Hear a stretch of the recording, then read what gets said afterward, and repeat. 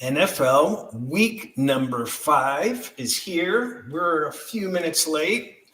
Ron and I are going to discuss the first quarter of the season is already gone. We're looking ahead at week 5.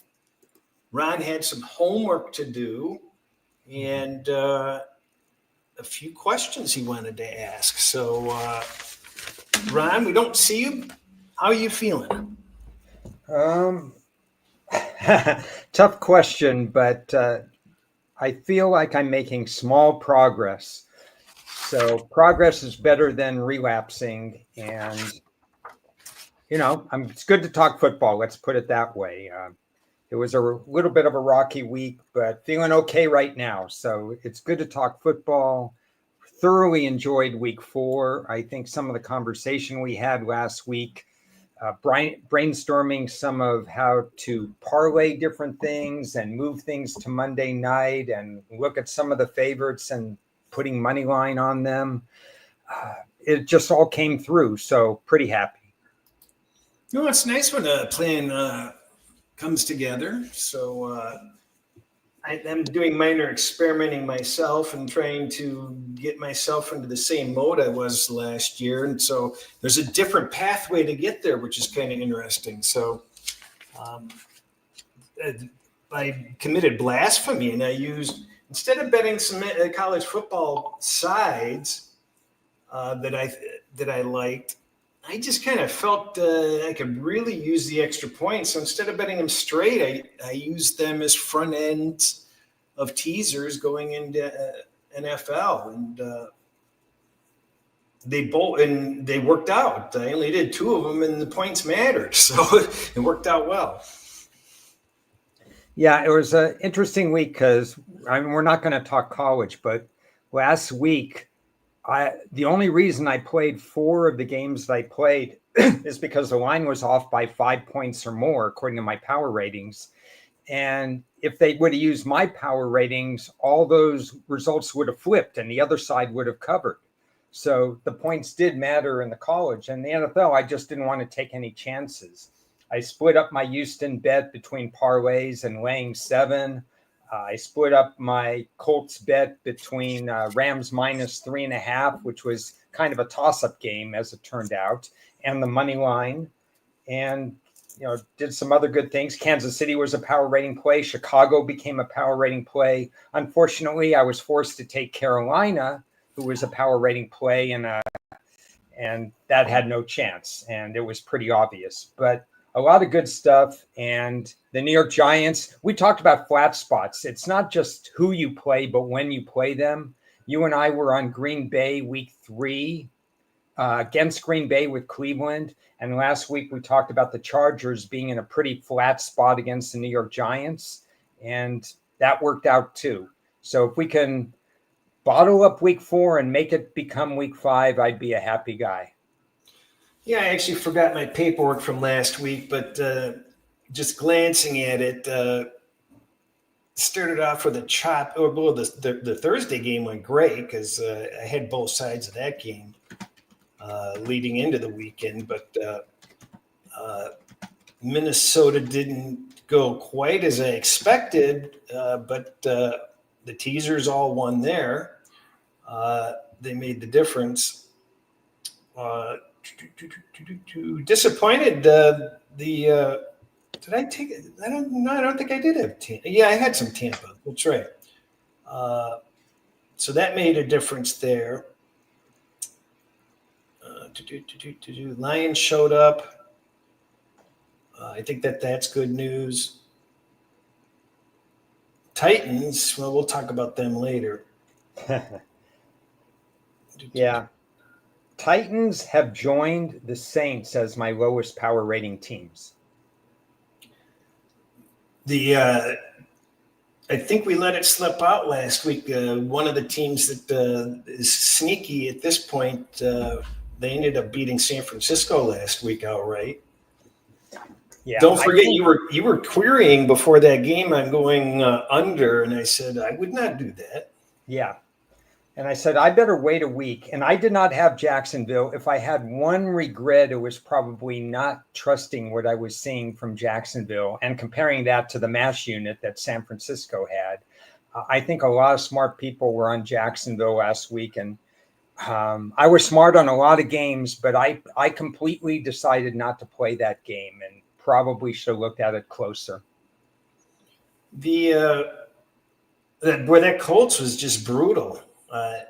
Everybody was on the Rams, or a lot of people were on the Rams, and you've got professional football players once again dropping footballs when they cross the goal line, and it's just bizarre how that game played out. It was just it was set up entirely different several times, and that was the worst possible case scenario for Colts backers, obviously. Yeah, it sounds like we were on different sides. The Rams had my absolute best situation, and I think they could have won regardless, but I don't think they could have won by 7. So, and I think the problem, I won a toss-up game, in other words, because the Rams looked like all set to win by 3. Obviously, they got caught in the wrong defense on one of the plays to Tutu Atwell, but Indy's legit. They deserved their power rating. I thought this was not a good spot for them for so many reasons, and I think they played their way into me thinking we have that 4-game body of work. Their pass defense took a little hit with Stafford going against them, but it's still far better than it was in the old cover 0 that they used to run. And so I came away impressed with Indy, even though the Rams did end up covering. Well, your idea of toss-up game is different than mine, so that does not qualify in the toss-up category. Okay, well, I put it in my good beat, in my good win category because I keep track of those. So I gave myself a good, a lucky win, and bringing the record to 5-8 for the year, college and NFL. Like it to be closer to 50%, but we talked about that last week. That's the type of game that you mark it down as a loss, but you go ahead and collect the money. Yeah. Well, they owed us one, or they owed a lot of people, including myself, one on the Philly Ram game the week before. The Ravens, Jesus. I mean, I think a couple of like week 2 or something, we were thinking that there was no possible way that they could not win that division. And how the tide has turned. I think I had an interesting stat on this game.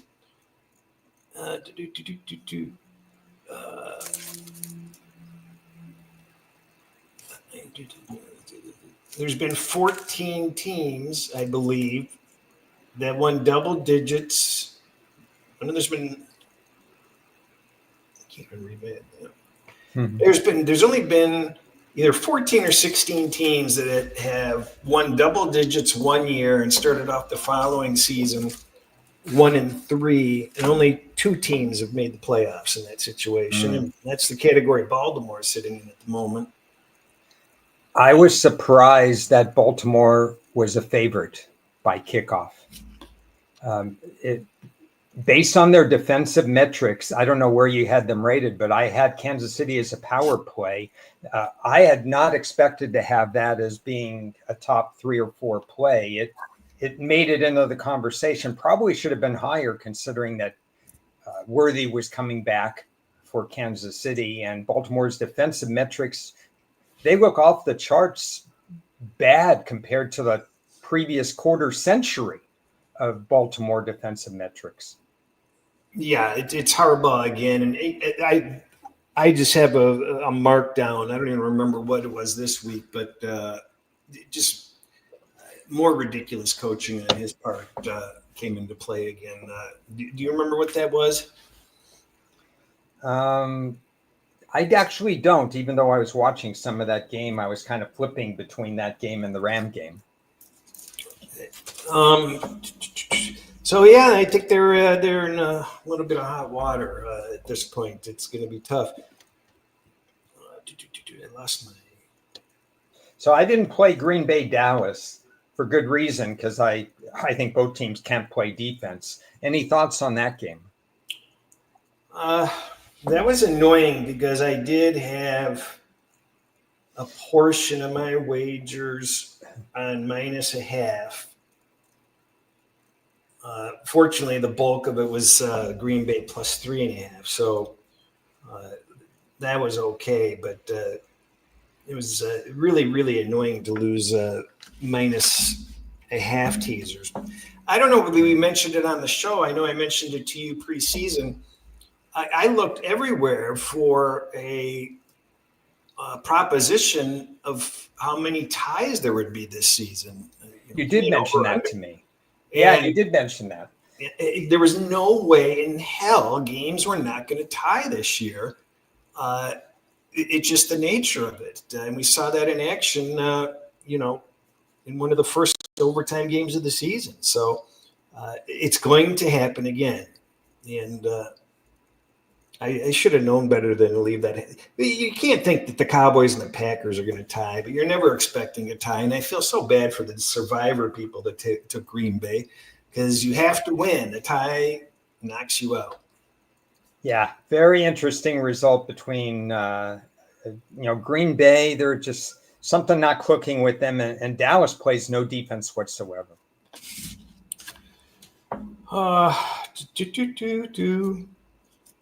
I expected a little bit better from the Jets. I think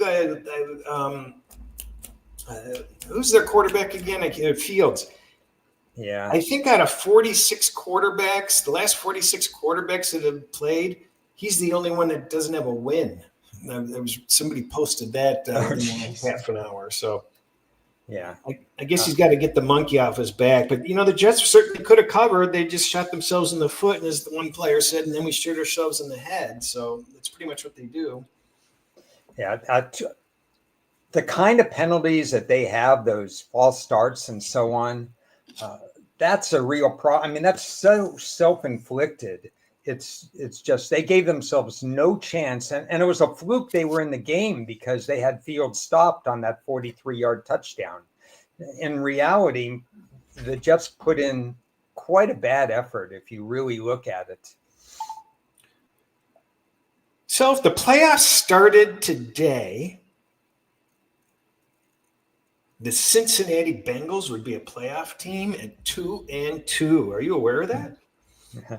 Well, a little too early to talk playoffs, but it just means that because Baltimore is sliding back, we still don't know how the AFC South is going to play out. There's a log jam in the AFC West. Other than Buffalo, I think even 1 and 3 teams have to think they could still get into this mix. The 7th spot and maybe even the 6th spot in the playoffs, certainly the 7th spot is up for grabs.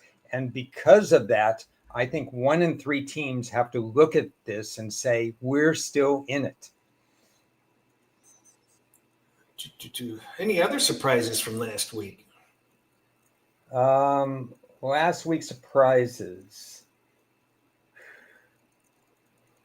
Trying to look it down. Not really. I guess I'm surprised that Green Bay lost the game outright. I mean, I know that it's a tie, but it has to feel like a loss to Green Bay. I'm just surprised that they couldn't come up with one more defensive stop as compared to Dallas. So I think in the NFC, it's the same as a loss. Yeah. And it obviously makes things real interesting when it comes down to the end of the season for Green Bay and Detroit and even Minnesota, because you're not going to end up with, unless somebody else ties, that half game is going to determine first and second place, perhaps. I've got no issue whatsoever with ties. I mean, I think what's the problem with it? I don't know why. I love ties. I wish they were still around in college. I mean, I think you have no choice but to let both teams have the ball in overtime. It's the only fair thing that you can do. You can only make the game go so long. The body weakens, the injury count can go up, and we can all agree we don't want injured players. It just makes the game suck. So they've got to finish it some way. And thank goodness we don't have something as idiotic as, phantom runners and going for 2-point conversions, kicking, what are we going to do? Kick field goals? Is that going to be the tiebreaker? Okay, we start off at 40 and work our way out. Yeah. We had 2 or 3 injuries that occurred late in games last week. And you're right about the body. The body can only go so far. Benson's injury, for example, in Arizona occurred very late in that particular game. And now they're down 2 running backs in Arizona. Yeah, who's left to pick up the pieces there? They have a TCU running back. I can't pronounce his name, but he had a good yards per carry in college. He would be a tandem running back. You're going to have to pair him with somebody. You don't want to give him 20 carries. But he's not, as far as I know, and I haven't validated this, I'm not sure he's a great blocker as a running back, or he would have been in for more snaps. So the yards per carry may stay near the same unless he has to overwork himself. But the blocking angle for running back for Arizona for Kyler Murray might go down a bit. Since we're talking about running backs, doesn't that segue into your homework? Yeah, so there was a homework assignment because last week I gave you all these crazy stats about guys who are running 3.5 per carry or less through 3 games this year. Where 3, 6, 9, 12, 14 of them I gave out last year. So I went through who was the lead running back on each team and how did they do weeks 1 through 3 in 2024. By accident, I pulled out 2023 at first and I said, wow, these guys are doing great. So I said, okay, I'm not going to use that. I'm going to use 2024. It's amazing the night and day difference. Running backs were incredible in 2024, weeks 1 to 3. Forget the 3.5. Connor of Arizona was about 4.1. Bijan Robinson of Atlanta was about 4.1. Henry of Baltimore was over 5 yards a carry. Cook was 4.5 yards per carry. Hubbard was over 5 yards per carry. Swift was bad last year and this year. So Swift of Chicago was running 2 yards a carry.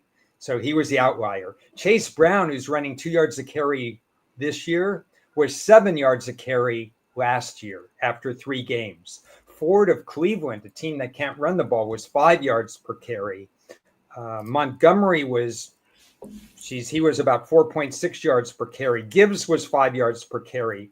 Jacobs, who's not running well this year, I believe, maybe he is, but he was running almost 5 yards per carry. On and on and on. Nixon was running over 5 yards per carry. Taylor over 5 yards per carry. I think you get the idea. Very, very, very few players were below 4 yards per carry, and a lot of them were 5 yards per carry. It is so night and day different, and now we have to figure out what happened. Yeah, so it actually gave you even better data than the data you were using to, show the extreme, correct? Yeah, I mean, I thought that this was the reason I brought up the topic last week is because I thought this is very strange. This is a epidemic or whatever you want to call it in the NFL. But I expected to see better results from 2024, but I didn't expect to see a gigantic difference. And that's what it is, a gigantic difference. So what's happening across the NFL and how can we use that data? Well, isn't it that the defenses are just willing to give up short passes, so they're much tighter to the line than they used to be? I think that's reason. That's got to be one of the top 2 or 3 reasons, because you're seeing more short passes. I had the stat when we went over games from last week where this guy's throwing 90 completions for 800 yards and Flacco is like 7.5 yards per carry. So everybody's throwing shorter. So you have more defenders in the box. So you're right about that. Any other theories? I just have to think about it a little more because it's so night and day difference that I mean, there's like only 3 or 4 runners that seem to be Taylor again for Indianapolis. He's excelling, and 2 or 3 others are excelling. McCaffrey is way down this year. So Yeah, but both Hampton and Genty got well in week 4. We expected right. because Genty, because of who he was playing, there was a get well spot. I think I mentioned that as a prop when I tweeted out 3 props on Sunday. So I mentioned Genty was an overplay. His number, by the way, was about 65.5, and he doubled that. So that was a good overplay. And Hampton of the Chargers in a loss got well against the New York Giants. So some of these guys are going to play their way out of it, but there's just too many bad numbers start of the year. But the league as a whole is way down overall, including passing, correct? Yeah. In terms of length of pass completion, it's down. In terms of completion percentage, it's about the same as usual. Haven't delved into that too much, so I can't completely answer that question. Scoring is close enough. You've seen some outbursts by certain teams. The Lions a couple of different times. Buffalo every week has scored 30 or more. So scoring is, we had the bad week 1 of the unders, but overs have done well since then. I mean, the Bengals are only at 205 yards per game. I mean, that's we know it, and we know what the Eagles have been doing. It's there's a bunch of low production teams. There are probably 2 other reasons that scoring is up. And those reasons have to do with my pet peeve, and that's special teams. And they were tweaked so much. Teams are starting about 5 yards closer. They're starting closer to the 35 as opposed to the 30. So your drives need to be shorter. And then the balls they're using for the field goals, there's been a whole big talk about that in the last 2-3 days by various sites. These balls are fully broken in. They're not given to the teams like they used to be 90 minutes before the game. They're given to the teams before the season even starts. So you're getting extra points per game just because of special teams. And then the other thing we're noticing is that teams are understanding how to block kicks better than ever before. They're putting faster guys on the outside. Kicks are being blocked. Kicks are being returned at a very high rate this year. So you're getting a lot of sudden change in the NFL. So the scoring, and this is more what you were saying, some of the offenses, they're not doing so well. The running is not doing well. Yet scoring is still good because of all the changes affecting special team play. Yeah, I think there's been 14 blocked field goals already. It's on a record pace. And to add with the getting the specialized personnel for this, it was pointed, I think Warren Sharp pointed it out that, one of the teams was getting an edge. They're getting edges from the long snappers because what they're doing with their eyes or what they're doing with their hand or they're getting tells. So look for fake tells coming up down the road. There are certain instances that you want to snap the ball late in the snap count because you're running clock and doing other things. But one pet peeve I have is when you constantly delay and you're snapping it at 3, 2, 1 in the middle of the game or whatever, the opposing defenses are going to tee off knowing you only have 1 or 2 seconds to snap the ball. They're going to anticipate the snap count, and the better pass rushers are just going to blow up the line of scrimmage. Maybe there's more of a comfort level too with the distance of field goal kicking at this point. I mean, these guys are making 58 yarders that could be 70 yards easily. It's making a huge difference with field goals. I mean, you don't even. I mean, if you must get ridiculed for days for missing a sub 50-yard field goal basically in the locker room. Yeah. Maybe the offenses are not as aggressive about gaining yards, and that's one of the things because it's so easy to get into field goal range, and they're so comfortable situationally. Any team seems to be able to get up and down the field in a minute and a half easily to field goal range. So, when you're playing those time battles, that's a dynamic that's still going on too. You literally have to leave a team with nearly nothing. It's not, I mean, we used to go and they would sit on the ball with 45 seconds to go going into the half. You remember those days? All those points are extremely accurate. We saw it play out in the Green Bay Dallas game, but it backfired in the Chicago Raider game when the Raiders said, hey, we can make a 47, 48, however long field goal it is. We'll just run into the line for a couple of plays. And then that field goal missed. And then the Raiders lose the game. There was a block, I believe. But still, same kind of point where if you're playing for the field goal at the end of the game and you give up your aggressiveness, it's still kickers. The mentality of kickers for close game situations, you just can't get into their heads. It really is. It really has changed the game because you're so elated when your team quickly gets into field goal range, and then somehow they left too much time on the clock, and then the other team gets in field goal range in 2 passes. And they make the impossible field goal. So it really adds some drama to the situation a little bit. Let's talk about one more angle, which I think is contradictory. No, not contradictory. It may complement the yards per carry rushing, because this was the second part of the homework assignment. We talked about divisional games, and there were 8 divisional games week 1 of this season, which we thought was pretty high, right? And then there were 7, and then there were 6. There's been 21 divisional games in that first 3-week period. So you asked me to go back and check the first 3 weeks of 2024. So this is astounding. There were 3 week 1, 3 week 2, and 2 week 3. We had 21 divisional games in the first 3 weeks this year, and 8 last year.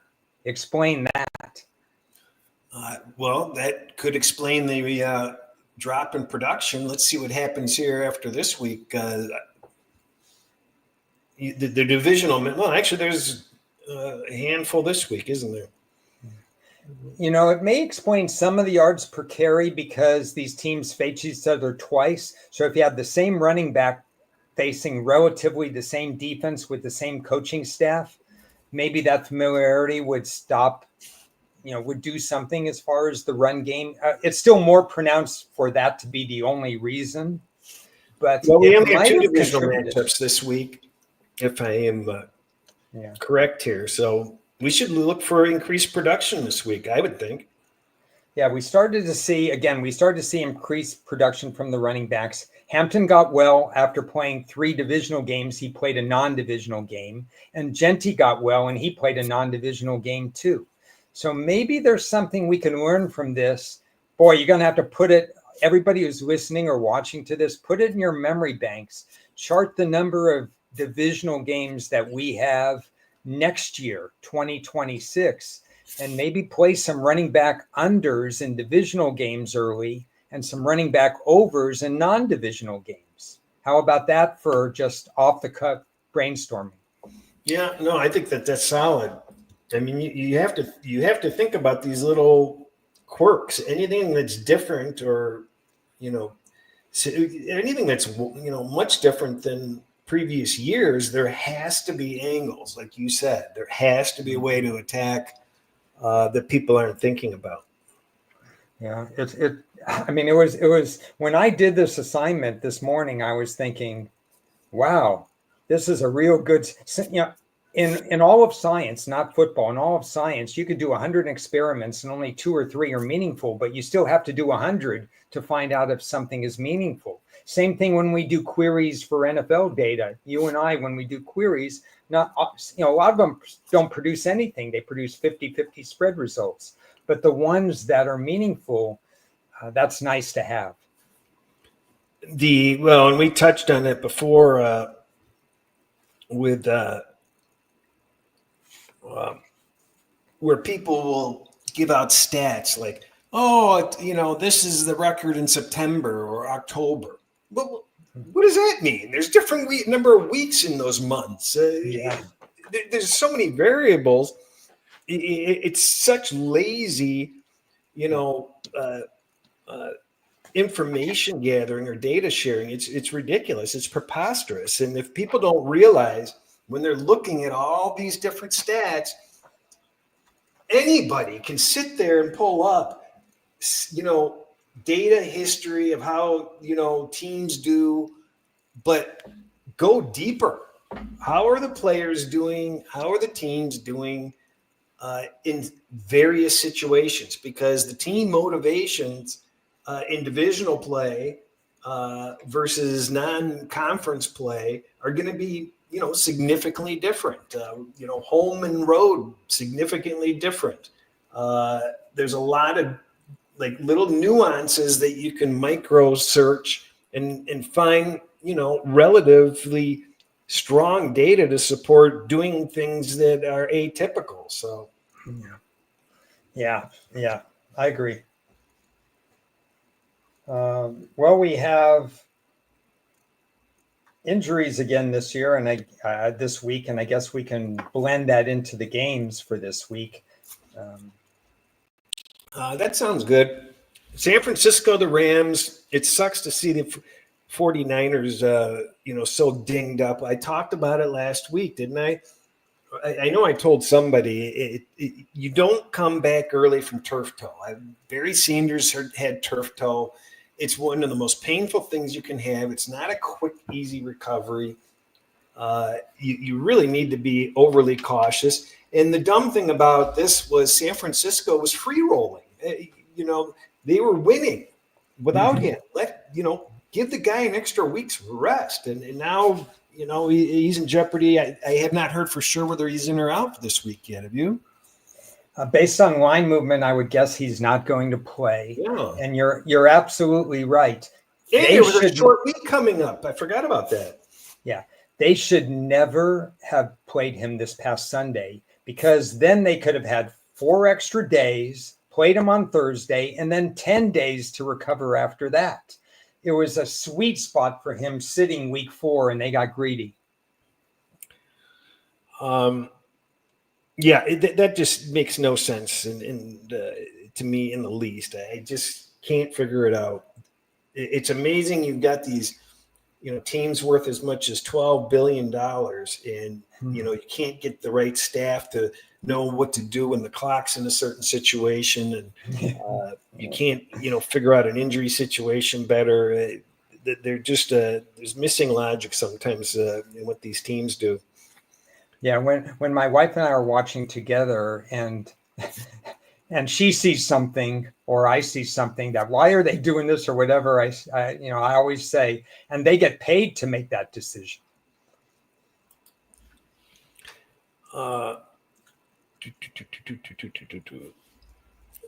Jones re-injured his MCL. Which Jones are we talking about? Mac Jones? Oh, okay. Yeah, I wasn't even thinking about. Yeah, tough. I mean, the team on IR, or the team that's not playing, the players that are not playing for San Francisco, if you lined them up and matched them up against about 7 of the other NFL teams, they'd beat them. Yeah, I think the Rams are getting a perfect trip this season so far. It's it's kind of remarkable. It reminds me of the Vikings last year. Yeah, it's a good, I expect San Francisco to find its way to maybe make this close, but to even think that they should be able to win this game, that's going to be hard because they don't have a lot of healthy bodies. No, they'll give it their all, but I don't think the Rams are going to take the game lightly. No, I mean, in the standings, they're tied, right? I believe so.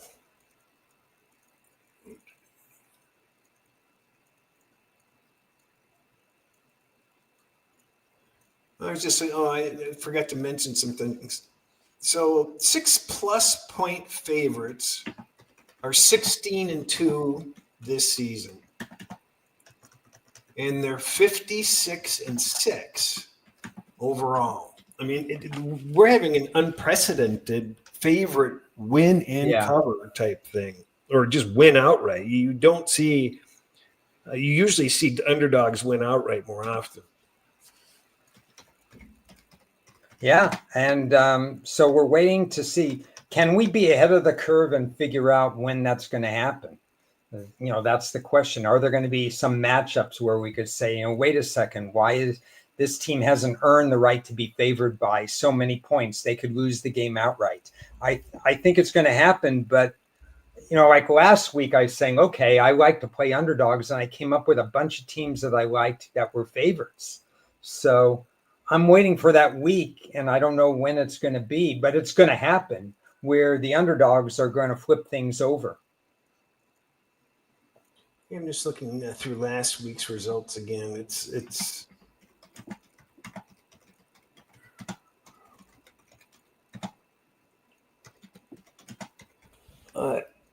I've got nothing on that game though. I that's just a kind of a keep away game.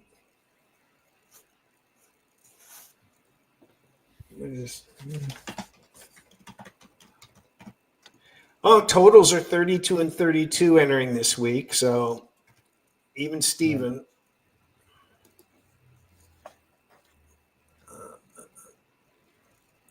And not much to talk about there.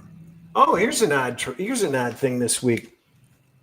There are 4 teams that are 0-4 or 4-0 against the spread. Oh, no, there's nobody that's 0-4 or 4-0. Oh, there's nobody 0-4 or 4-0? Yeah. Okay. Yeah. Which is the first time since 2010. And then it happened once before in 2005. So very rare that happens. The Colts came close. How decimated do you think the Vikings? They just dropped offensive lineman after offensive lineman last week. Is a week going to get them healthy here? Well, how much? We have a lot of things to talk about here because one of the things that's going on is Cleveland changes quarterbacks. Yeah, they go to Dylan Gabriel, and his first start is not on American soil, while Minnesota stays there for the extra week. I mean, they travel Dublin to London, but they get acclimated. They're probably going to start Carson Wentz again. And we have to factor in the fact that they still have a good pass rush. They're going to try to frustrate the rookie. On the other side, Myles Garrett and company are obviously going to try to go after Carson Wentz. Did you watch any of that game? How much did you put on the offensive line versus Wentz? A little slow on the upkeep. Yeah, 9 sacks he's taken in 2 games. I've never been a big fan of Carson Wentz.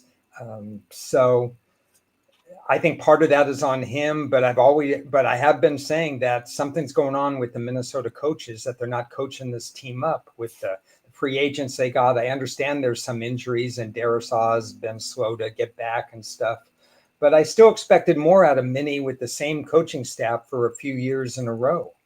So I think it's 50-50. There was always going to be a ceiling on Wentz, no matter how good he looked in that first win. There's always going to be these guys are backup quarterbacks for a reason. So this total I saw is as low as 35.5. Yeah, and there's a 35.5 out there. It's awfully tempting to. It was awfully tempting to put in a 10-point teaser. But I didn't have any confidence in that necessarily. Yeah, I don't have. Are you surprised? It's fairly correct, but prior to the Dylan Gabriel thing, are you surprised that the line was 3.5? Yeah, I was actually. Yeah, because that was probably. I'm looking through my list. That was probably the most surprising line. There's one other I was a tad surprised at, but I would have made just on public sentiment. If I were an odds maker, I would say, who are they going to bet this week? Well, they're really not going to bet Cleveland and stuff. I would have set the line a little bit higher on Minnesota. And this is my personal opinion. I think they want Minnesota money. Well, I think the line's headed to 3. Although it looked like it strengthened a little bit. It has some Minnesota action today. Well, now you got the rookie quarterback, so that might change things. That's what moved it around a little bit. But,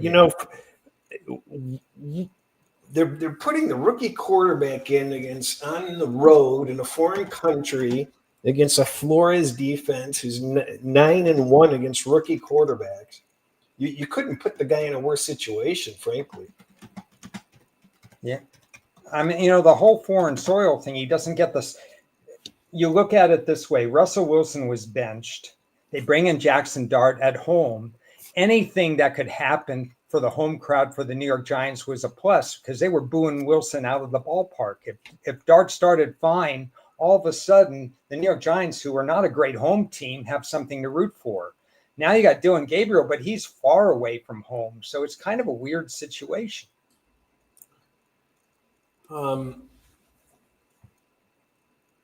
They keep on bringing, I know it's changing the subject, but they keep on bringing up how Baltimore just passed on Sanders and they can't even find a use for him in Cleveland. It just makes the whole situation is so silly. And quite frankly, Watson is due to be activated. He's on the roster. I don't know what they have to do with him, but he may be seen this season before Sanders is seen.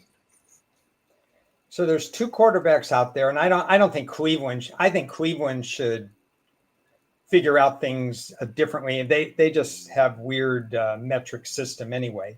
There's 2 quarterbacks that probably need to be on other teams contributing. Kirk Cousins would be a valuable veteran presence for somebody, and Jameis Winston is just rotting on the bench.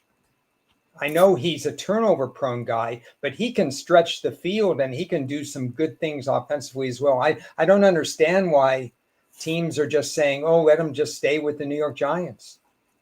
Yeah, the Winston thing befuddles me. Maybe there's something behind the scenes we don't know. He's said to be a good teammate. Yes, maybe it's a mental thing or just something, an age thing. Who knows? Oh man, a tough question from the chat. Based solely on physical quarterback skills. I don't know. I mean, Dak Prescott is by far the better pure passer. It's not even close. Dak Prescott, from college on, from Mississippi State on, he was the better pure passer. But Hurts, not to take anything away from Dak, I think Dak's pretty smart too. But Hurts is very smart in terms of the way he runs the operation. I think he gets more out of his talent than his talent really is. Yeah, it's always befuddled me, the attention that Hurts was getting. I mean, it comes naturally with a team doing that well, but not trying to knock the guy. I just don't think I don't think he has the talent that a lot of other quarterbacks have. So he's limited. Yeah, if he ever goes to another team that doesn't have the great Howie Roseman situation and all these complementary parts, I think Hurts would suffer. I think so. But Prescott isn't a top tier quarterback either. I mean, he can show flashes of it, but let's see how consistent he can be. He played well the other night. Yeah, he's demonstrated 2 times in his career how well he bounces back from injury. I'll give him that. He does a great job with getting ready for the next season. So you like Cleveland in this game? I want to see more points. I just think that they set the line there. This is almost like line reading rather than line of scrimmage. I mean, I haven't done the matchup analysis, but just by virtue of line reading, I don't understand why Minnesota, who's had 2 weeks to be there, and we had this situation last week, and they all blew it, or last year with the 2 weeks in London, and the odds makers missed, so maybe they miss again, but it just seems like they're crying for Minnesota action. Yeah, but you have to factor. I mean, if you watch that Pittsburgh game, they were down 4 offensive linemen. It was, pretty ugly. And you have an incomplete, offensive line, and Cleveland's pretty strong on defense. So it just seemed to me like it wouldn't have surprised me to see the line at 3, frankly. From a line, like that's what and it was leaning 3. It was going to be 3 if they left Flacco in. Yeah, I'm not necessarily a fan of Dylan Gabriel in this spot. That's what's holding me back a little bit. I think he's okay stretching the field, but game 1 stretching the field, I don't see him as that being an option, especially since Cleveland hasn't tried to stretch the field yet this year. They're going to try to run Junkins, who's running very well. Here's a guy who missed all of preseason. He was the last guy to sign from the NFL draft, the very last guy to sign. He was rushed into training camp at, week 1, he didn't play. And all of a sudden, his yards per carry is pretty good. I think they're going to try to shorten this game. Who does this kid throw to other than Judy? For Cleveland, he will throw to, he won't throw to Tillman anymore because he's hurt. So he's going to throw to 2 excellent tight ends. Talking about a tight end class that's unbelievable. So they have Njoku, who's the veteran, and they have Harold Fannin from Bowling Green, who is just a stud. And those guys, he's going to throw the tight ends. Tight ends are a rookie quarterback's best friends. You've heard me say that a million times. These guys have 31 catches combined through 4 weeks of action. So he's got 2 tight ends plus Judy to throw to. I think this. I think the London trip takes out more out of teams than, probably the equivalent of what it used to be when, before they traveled better. We didn't even bring it up last week that the one team was flying coach and the other team was flying first class. It was just so funny. Gee, that's crazy. I thought they all private jetted it. No. What the hell game? I thought it was was it last week, Pittsburgh in Minnesota? Well, the economy guys won. Maybe. But the point Birdie's bringing up is the travel. Normally it's not a thing, but when you travel, everything just kind of gets fouled up a little bit because you get to overindulge on the plane. You can't help yourself, but sure, they've got taxis that pick them up, but you're in a completely foreign country, completely unfamiliar with the surroundings, and there's just nothing but distractions because there's so many unusual things that differentiate the city from anything you're going to find in the U.S. So you just can't maintain that same focus either. And then you've got the time element, which just throws things off a little off kilter when you're doing things at a different time that the sun is doing it normally for you. So that throws off your equilibrium a little bit. So there are adjustment issues. Yeah. All this to say there are a lot of variables in this game, more so than we need, really. So we're dealing with inexact science as it is for this game. Yeah, that's true, too. When you're flying high, it's you've got to worry about things like thrombosis and stuff like that. If you've got injury and stuff, it's not necessarily good for injuries. You just get dehydrated and bloated naturally. So another concern. Mm-hmm. Miami, Carolina.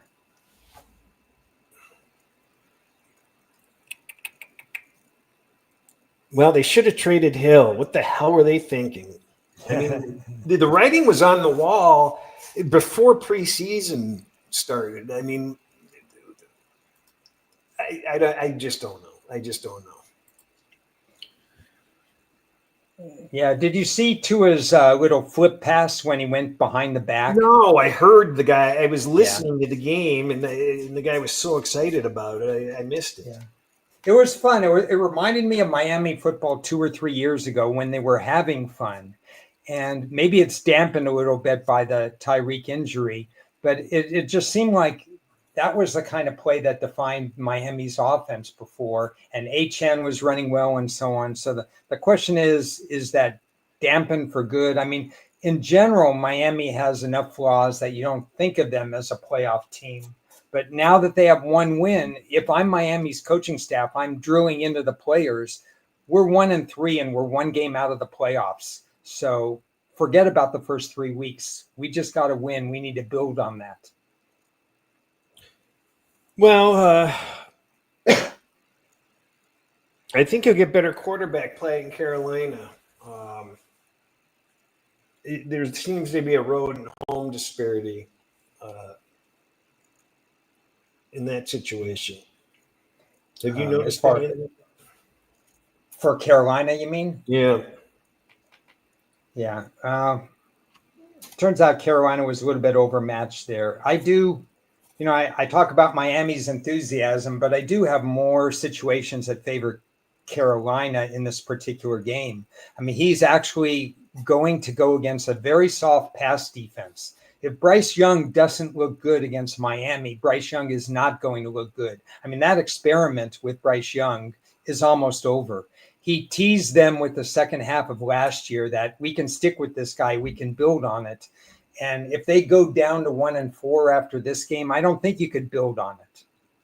And you're right about Darren Waller. Who expected that after a year plus out?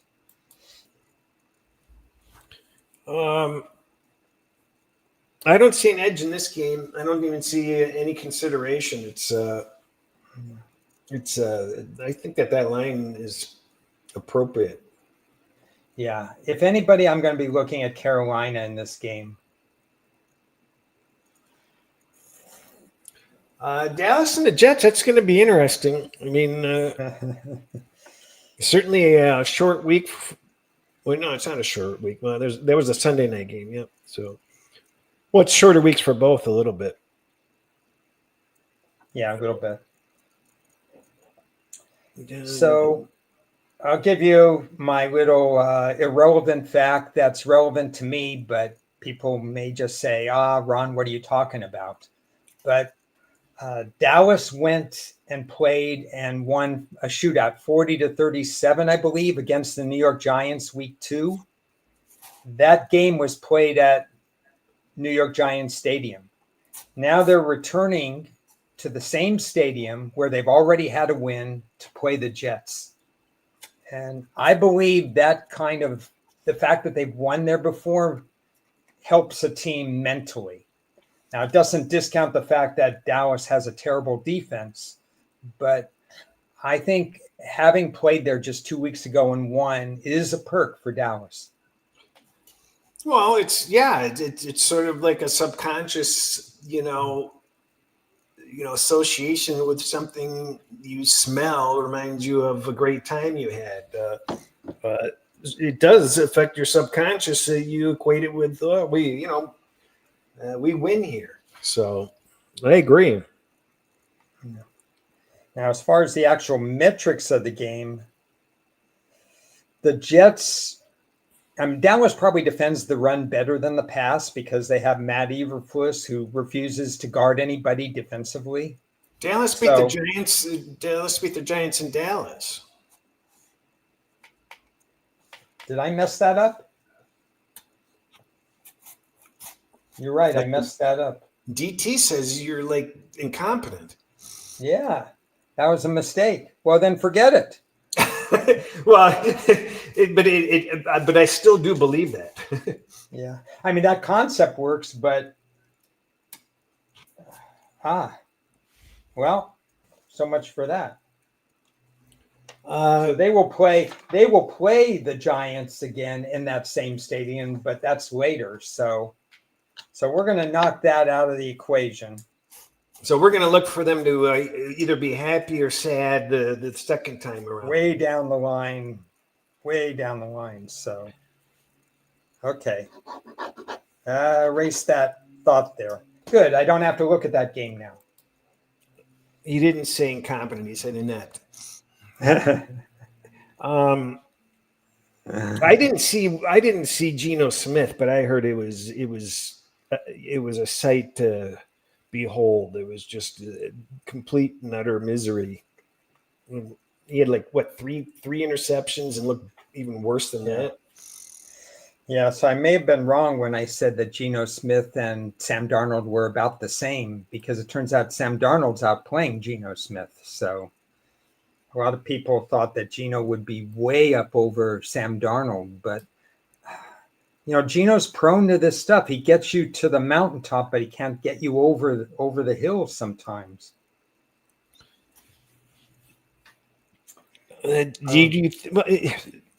I don't think the Colts are the blundering team that they looked like last week.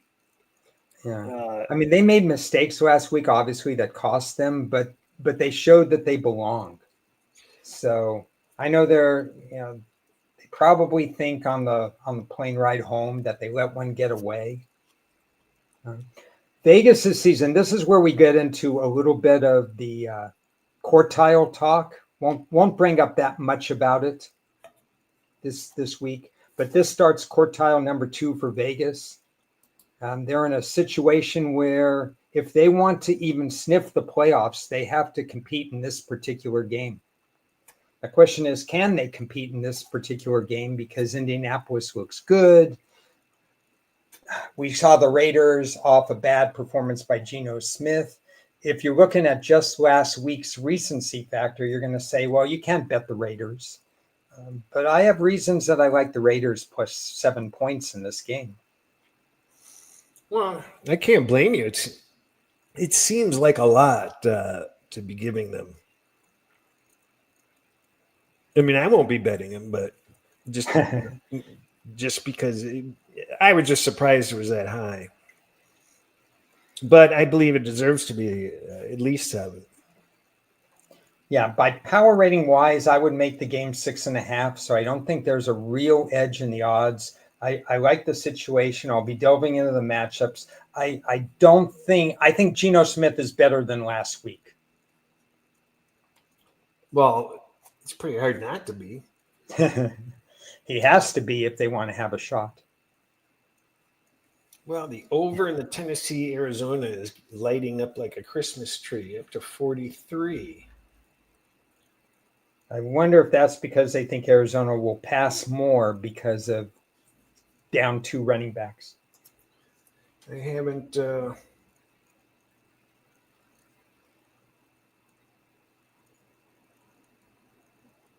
Well, Circa seems convinced. Circa's got a 43 out there. Yeah. It's funny to watch. Circa will go, all of a sudden move a line 1.5 points and just confuse you. Yeah. The thing with Vegas is they saw Ashengenti change his stance. He likes to set up, I guess, without his bended knee or whatever. He went back to his old college stance, and he had a productive day last week. I think they're going to try to run Genti and then set up the play action pass. Maybe Brock Bowers is a little bit more healthy and so on. We're going to see. Jonathan Taylor is just doing a tremendous job so far this year. So he's somebody they have to pay attention to defensively. Yeah, I think Indy can be. I don't think the Raiders are going to come out of there with a win, though. Yeah, I think it'll be fascinating because, we're all hyped up on Pete Carroll. We think he was a coaching upgrade and so on, but we still have to evaluate how good the Raiders team is. And the Raiders as a team probably don't have great personnel other than Max Crosby is incredible. Okay, so we know that. They made a lot of other changes defensively, and those of us who like Pete Carroll, for his sake, we were hoping that the way he teaches players how to play better, make them better than they are, that he would have some time to instruct some of the players and get them to play better fundamentally. But he's got to rein in Geno Smith, that's for sure. Well, this is going to be an interesting game between Denver and Philadelphia. It's the 0 completed passes in the second half. They're down 82 yards per game, and somehow they're 4-0. A.J. Brown, they don't even give him the ball anymore. Yeah, if you look straight at the numbers themselves, they point to Denver. With every win, Philly gains more and more confidence, and so that future play is out the window. In another universe, Philadelphia would be 1-3 or maybe 2-2 with the way they played in the first 4 games. But they're not. Have to deal with it. Philly's going to outplay their record. I mean, their record is going to be better than what we see on the field this year, and we're just going to have to deal with it. There's something wrong with this game, though. It is this game is driving me nuts because it's very, very strange how many people are on to the fact that the Eagles are doing it with smoke and mirrors, but it's not showing in the line. Why? I mean, I don't know. It makes no sense. FanDuel's at 4.5 on this game, and they haven't left 4.5. The power rating wise would put it about in that area on my numbers. Well, your power ratings are wrong. My power ratings are mechanically driven, so they cease to be subjective at this time. And it actually looks like the market wants to go higher on this too. The look-ahead line was, 5.5? And normally I don't look at this, but this is a conversation piece too. If you felt that Denver was going to win against Cincy on Monday night, wouldn't you want to get the line early on Denver versus Philadelphia? Well, sure. I mean, it is a short week. I guess that's, maybe that's coming into play. Yeah.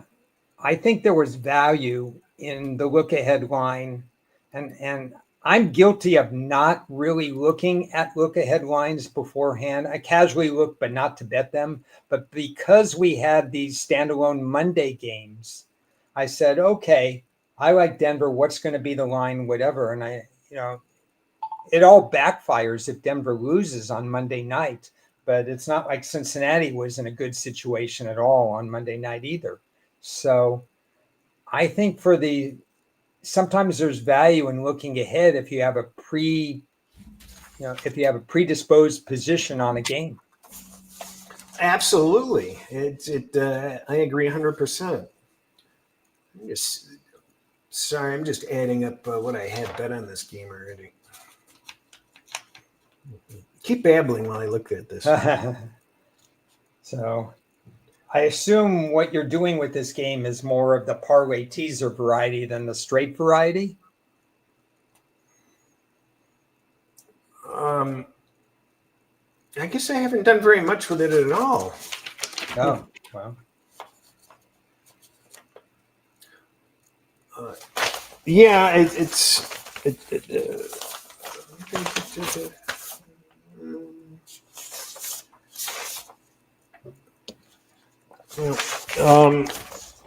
just looks like the line's going to go higher, so I have no urgency to really do anything. But I did look it up. There's really, really good teaser history, believe it or not, in this situation.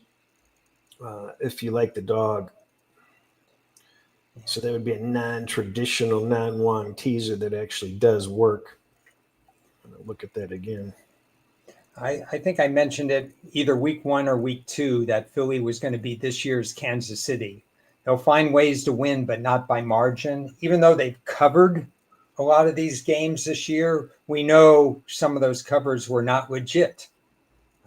They covered against the Rams because they blocked a kick and returned it all the way instead of just blocking the kick. So I find it difficult to believe that Philly's going to win by margin a lot this year, but we'll see. Well, and they shouldn't be able to get any margin with Denver, I don't think. No, and you're right. Obviously, the NFL has put them into one less day of preparation, but you have to look at what happened in that Monday night game. And Denver didn't extend a lot of physical or mental energy against Cincinnati. So I don't think it's your typical Monday game where they were all out. I think a 7-point teaser up to 11 is going to be on my plate. And even if I can only get to 10.5, I'll go to 10.5.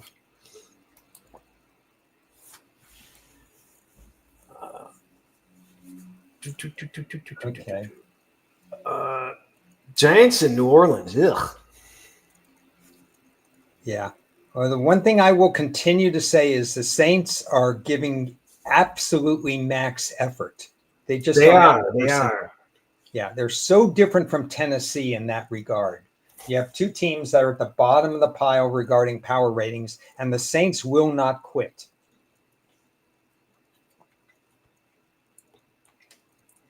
Well, I think the Giants are. There's no quitting the Giants either. That's why it makes it an they interesting got game. energized. What does that leave with Neighbors gone for the season? What does that leave their receiving core as? As garbage. They have tight ends. They have complementary tight ends. They don't have what you would really want on that team. They have Bellinger, who came into the league as more of a blocking tight end. He caught one pass last week. He's caught 3 for the year. They have Theo Johnson. He's caught 9 for the year, but only at 66 yards. So you're talking about a guy who's averaging 7+ yards per reception. They have Slayton, who's caught 9 for the year. Wan'Dale Robinson, who is a friend of Russell Wilson. Wilson loved to throw to Wan'Dale Robinson. Dart didn't use him last week, but he's going to have to now. It's not a very good receiving core. They'll use Scatterboo out of the backfield. He caught 3 last week, I believe. So, look for him to receive a lot more action as the running back, bowling ball running back, and safety valve out of the backfield. Well, they just took the San Francisco Rams game off the board, or uncircled, and they bet the under pretty heavily, and they bet the Rams even more. So so Purdy must have been announced out, but we knew it was coming. Yeah. So it's 7 minus 120 is in the market, and 45s are in the market. I think I saw 47s this morning. Yep. So Purdy's out. And Purcell and Jennings. I'm telling you that the team that's not playing would beat the team that is playing for the Giants. For the 49ers, I mean. It's bad there. I mean, every year with them. It's awful. I forget. So you got a horse in this race, or you're just going to sit this one out on the Saints? We're trending +2. Is that what we're trending? Yep. Yeah. I would take 3. Yeah. You have to take 3 either way. Yeah. That's exactly right. This is the kind of matchup that leads to dog +3. Don't even think about it.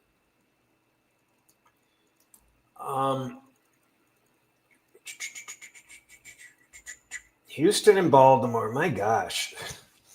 Baltimore's the new San Francisco of the AFC now. But they're down probably 5 or 6 defensive starters, give or take a couple. Yep. And they got Cooper Rush. That's an adequate backup. Yeah, he won games for Dallas last year, I think it was. He's 4-4 last year. Yeah. But the problem with Harbaugh, and I know you're going to back Harbaugh no matter what because you believe in him 100%, of course. But the problem with Harbaugh is when Jackson went out for those 5 games in 2022 and 6 games in 2023, he did not change the aggressiveness and he did not change the offense to match his backup quarterback. He ran it as if Lamar Jackson was running it. And Cooper Rush is a different quarterback than Lamar Jackson. If they don't tweak the game plan and they just think they have Lamar in there, it's going to be another coaching flaw. So what do you think he'll do? I don't know. I'm not in their game planning mode or whatever.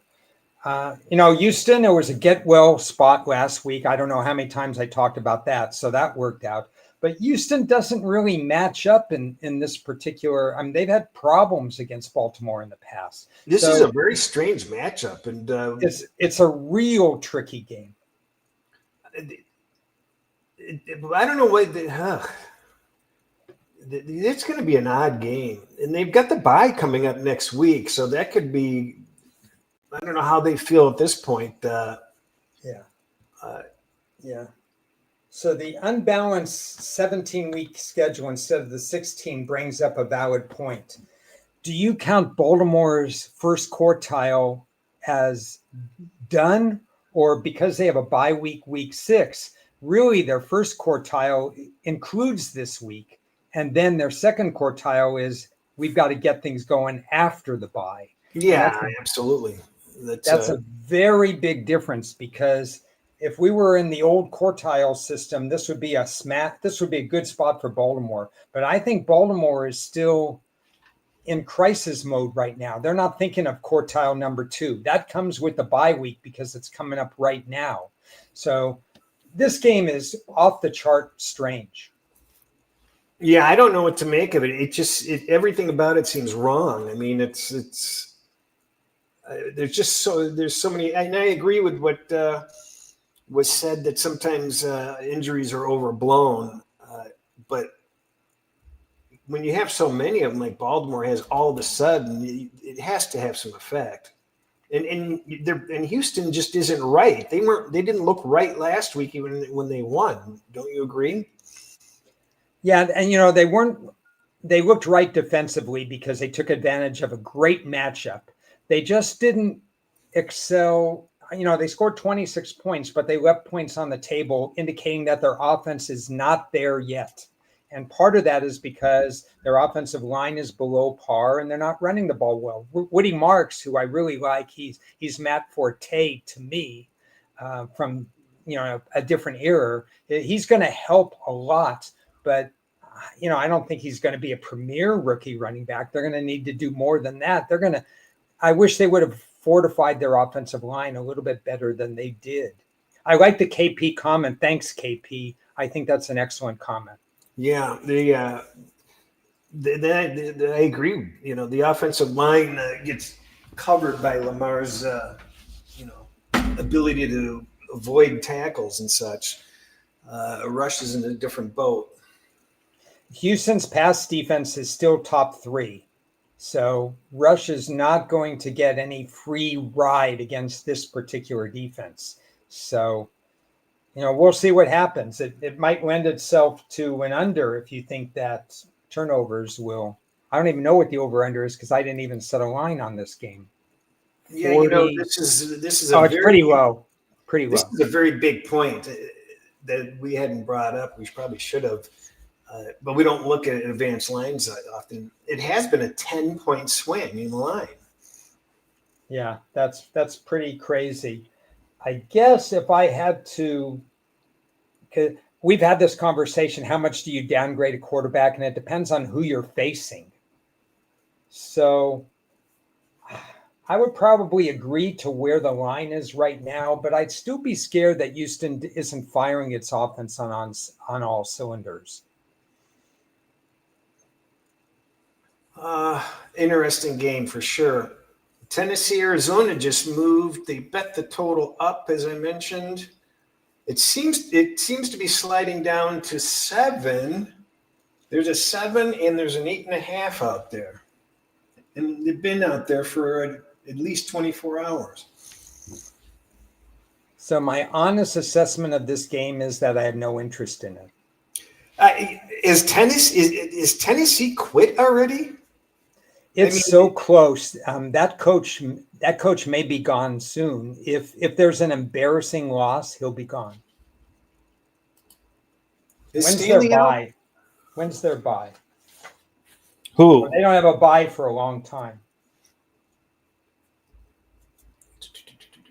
This is game 2 of 3 in a row on the road for Tennessee. Tennessee's week 10 bye. Yeah. So they went at Houston. They're at Arizona this week. Then they go to at Vegas the 3rd week. 3 straight road games for this team. They have 3 road games? Yeah, this is the 2nd of 3 in a row. Ugh. Well, that wasn't a good start. Yeah. No, and the confidence level is beyond 0 right now. I could not back Tennessee with borrowed money. I'll tell you that. Yeah, but do you want to weigh 7 with Arizona? Not wild about it. They may be a trendy survivor pick. I've used Arizona already, so it's not even in my wheelhouse. Tampa Bay and Seattle. That's the top billing game of the afternoon, if you ask me. Yeah, it's obviously a fun game, a good game between 2 teams that, Seattle's building something there. Birdie was onto it a couple weeks ago. He was all over Seattle, and they've delivered right now. Yeah, Kev was mentioning that he had Seattle up higher than he could have ever dreamed, and he wondered whether I had him high. And I said, well, not quite that high, but Seattle's playing great ball. You have to respect them. I have the Rams a 0.5 point higher than Seattle right now.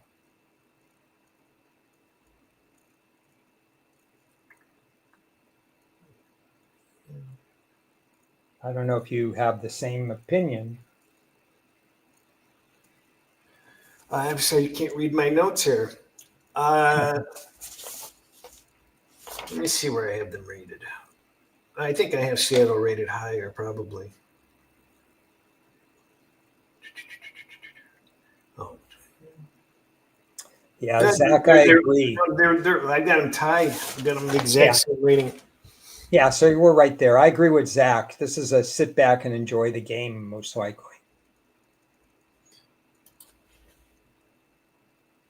Yeah, it feels like a game that, you know what? This is the game. You know, they always ask, what is the game you want nothing to do with? Yeah. And you pick, this is the game I want something to do with, and I don't have it. Yeah. I don't remember the last time I felt that way about a game as much as I do about that game. Yeah, I'll take a closer look at the end of the week. Right now, my first impression is I kind of like both teams. Yep. We don't have to. Well, Cincinnati, I cannot believe they've got 2 wins under their belt. But could be 0-4. Cleveland missed a field goal. The offensive line wasn't even touching the defenders on plays. It was amazing. They were living in the backfield. Yeah. Well, so where do you have Detroit's power rating? Oh, let's see. You have the number 1 team in the NFL by margin of victory, and against the second to last team. So Detroit's 12 plus 12.3, Cincinnati's minus 14.5. They've got 200 rushing yards. They're giving they only have 205 yards per game. I can't read that. Meanwhile, the The Lions are 50-21, 70%. That's a lot of games to be 70% against the spread. I think only one other team has matched it. So you challenged my deadly accurate power ratings earlier. At the beginning of the year, even Dan Campbell said that the exhibition wasn't up to his standards. They had all those new assistants. They had the new coordinators. They, in my opinion, very predictably lost game one. And now I'm sitting here telling you right now, Chris, that my mechanical power ratings have Detroit tied second in the NFL. They have climbed that high to be extremely relevant.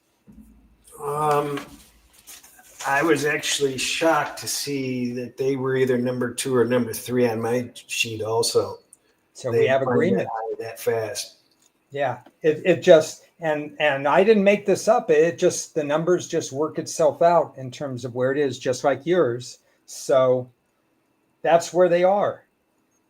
And this is a dangerous spot for them, believe it or not. Yeah, no, I agree. It seems like insanity to be laying 10 on the road. I like them to win the game. I like 10-point teaser situations, but I'm not interested in laying the 10, even though the model fully supports it.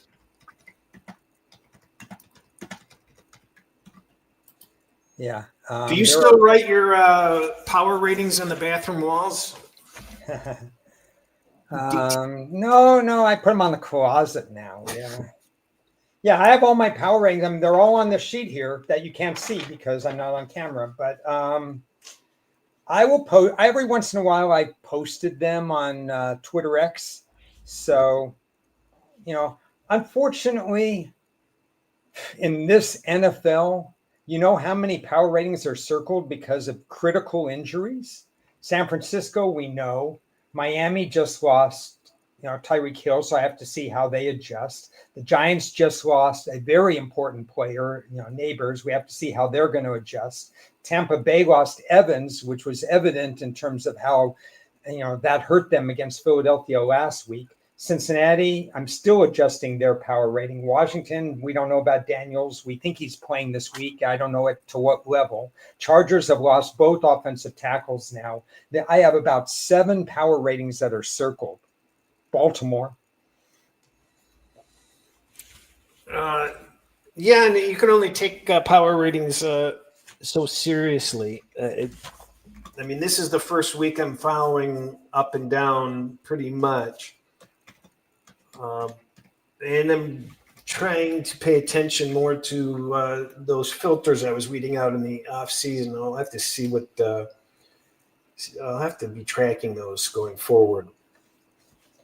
Yeah, and the NFL has put teams in a lot of crazy situations. If Detroit wins by double digits in this game, it's a real sign that the Lions are now the favorites in that division because they've climbed so high that it would make a lot of sense. They are, I don't have Green Bay's power rating up on my sheet because they don't play this week. Right, I don't either. Yeah. But we didn't talk about Green Bay. They are not elite. They are not elite. After these last 2 games they played, they are not a top 5 team. So many people had them number 1, number 2, number 3. It's like, Jesus, let's play out a quarter of the season before you judge. Yeah, you have to because you need 4 data points. The schedules really are weird if you just go 3 against 3 as opposed to 4 against 4. I have Green Bay probably 10th. Does that sound low? 2, 3, 4, 5, 6, 7, 8, tied for 9th. Tied 9th, I believe, is where I have them.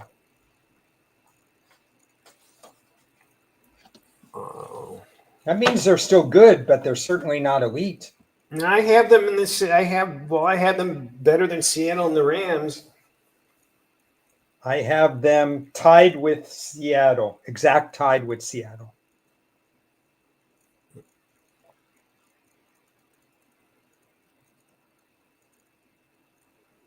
I guess one of the biggest surprise talking about ratings, Pittsburgh, I can't believe how low rated they are. Let me check Pittsburgh. I have them slightly above league average. My league average is around 25 and 3/4 for a power rating, and they're 26.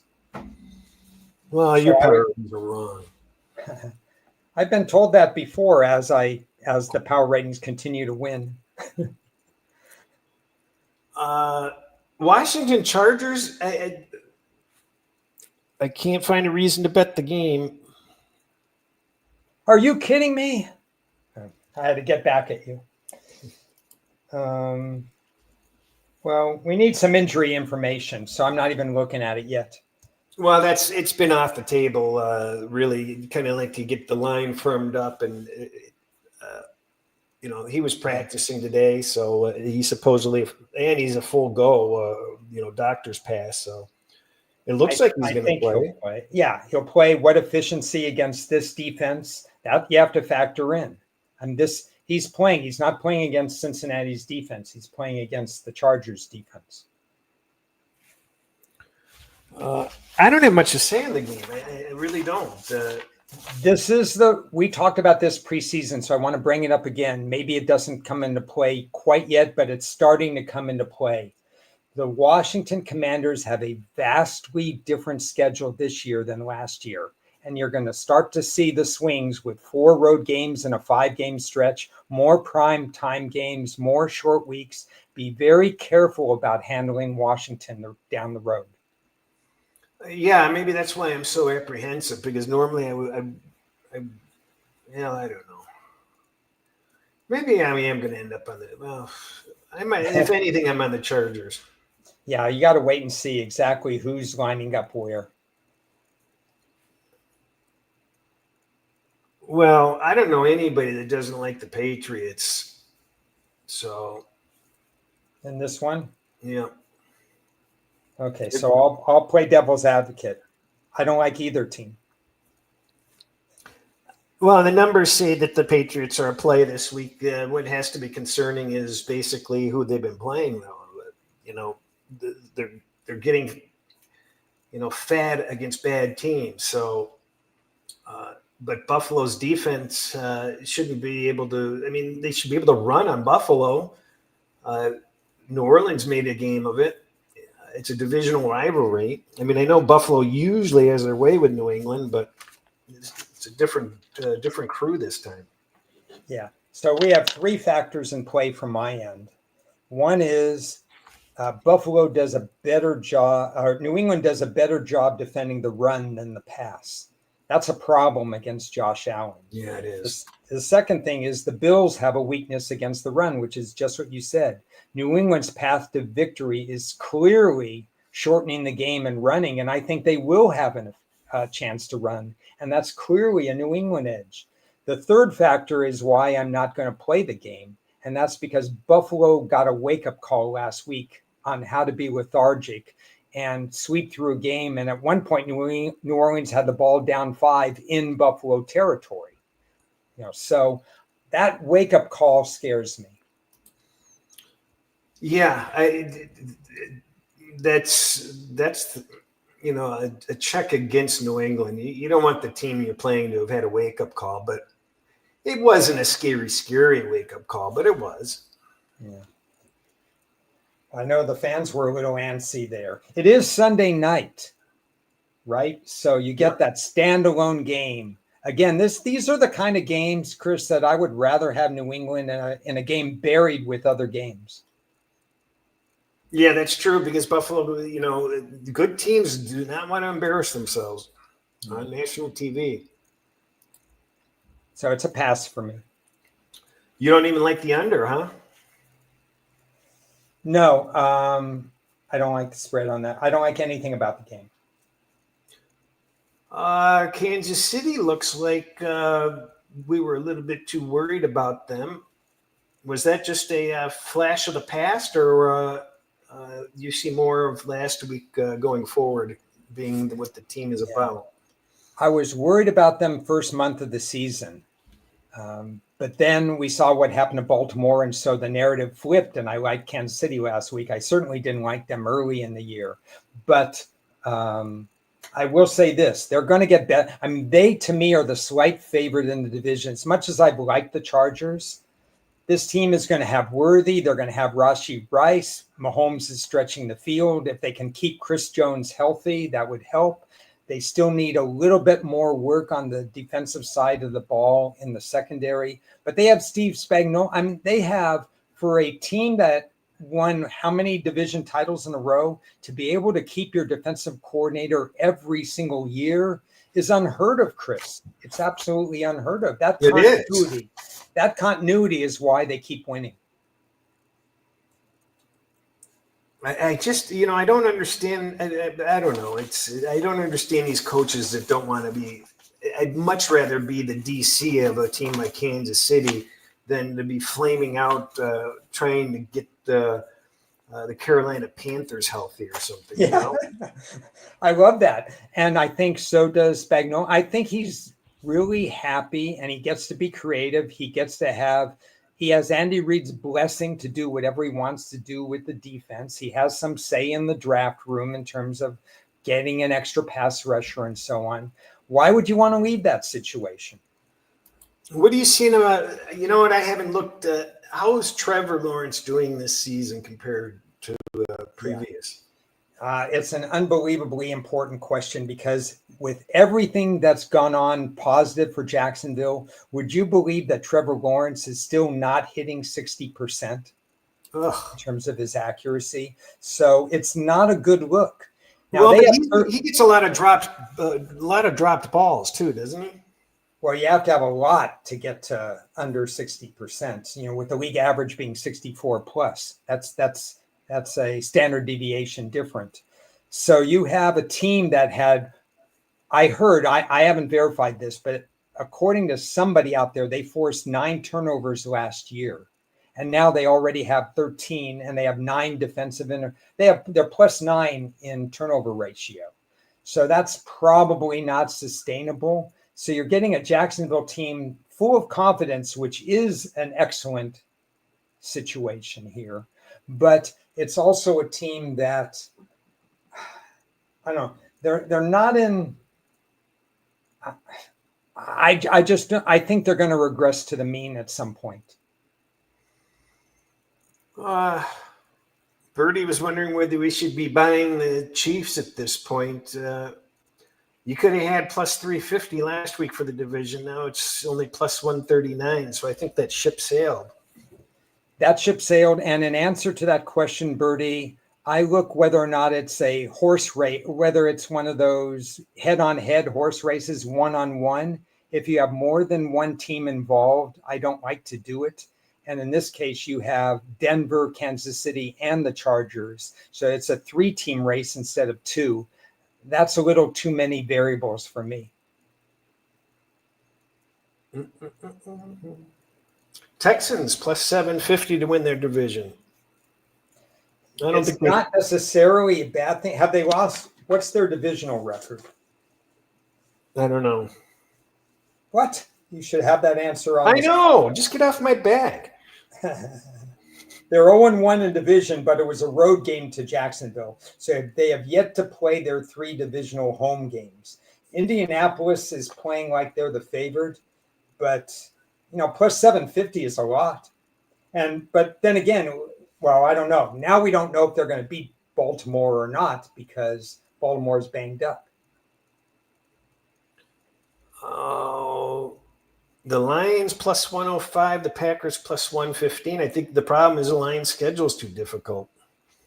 And you have a 3rd team involved. I still don't want to discount Minnesota yet. So that's you have a true. 3-team. Yeah. No, I think that's an excellent point. You need a division like the Buccaneers Falcons. It's a little bit easier. Yeah, if you can narrow it down to 2 teams. Now, you could be flawed in that too. Last year, I loved Philadelphia against Dallas. I mean, loved it. Plus 135 to start the year, 2-team race. And we found out that Washington was the 2nd team in the race, which I didn't expect. So sometimes you can miss on that. But after 4 games have been played, you kind of know whether or not it's a 2-team race or a 3-team race. So you're in Kansas City, huh? Am I on Kansas City?